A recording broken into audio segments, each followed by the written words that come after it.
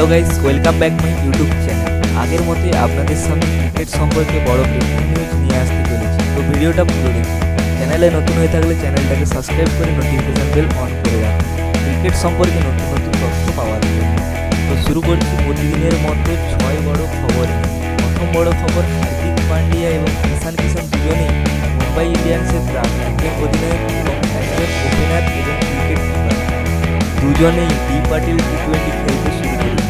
এই খবরের পর মুম্বাই ইন্ডিয়ান্সের ফ্যান্সরা খুব খুশি হয়েছে বলে মনে করছে। দিনের দ্বিতীয় বড় খবর, অস্ট্রেলিয়ার বোলিং অলরাউন্ডার শন এভার্টের 32 নম্বর জন্মদিন। খুব ভালো অলরাউন্ডার অস্ট্রেলিয়া।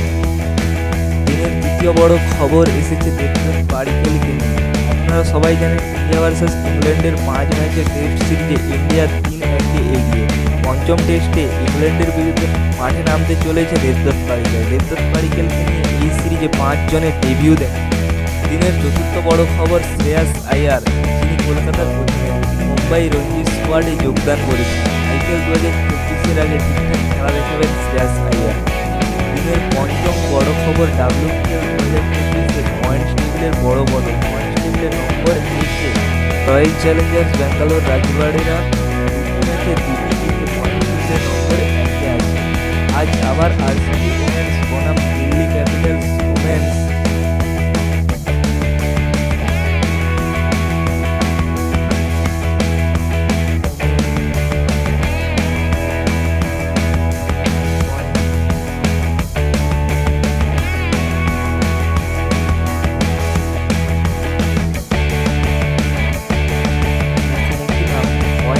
দ্বিতীয় নম্বরে পয়েন্টস টেবিলের দ্বিতীয় নম্বরে আছে ডিফেন্ডিং চ্যাম্পিয়ন মুম্বাই ইন্ডিয়ান্স। 3টি ম্যাচের মধ্যে 2টি ম্যাচে জয়লাভ করেছে। নম্বর 3-এ দিল্লি ক্যাপিটাল 2টি ম্যাচ খেলেছে এবং 1টি ম্যাচ জয়লাভ করেছে। পয়েন্টস টেবিলে নম্বর 4-এ ইউপি ওয়ারিয়ার্স 3টি ম্যাচ খেলে 1টি ম্যাচ জয়লাভ করেছে, তাই পয়েন্টস টেবিলে নম্বর 4-এ আছে। নম্বর 5-এ গুজরাট জায়ান্টস এখনও খাতা খুলতে পারেনি। 1টি ম্যাচ খেলেছে কিন্তু এখনও জয়লাভ করতে পারেনি।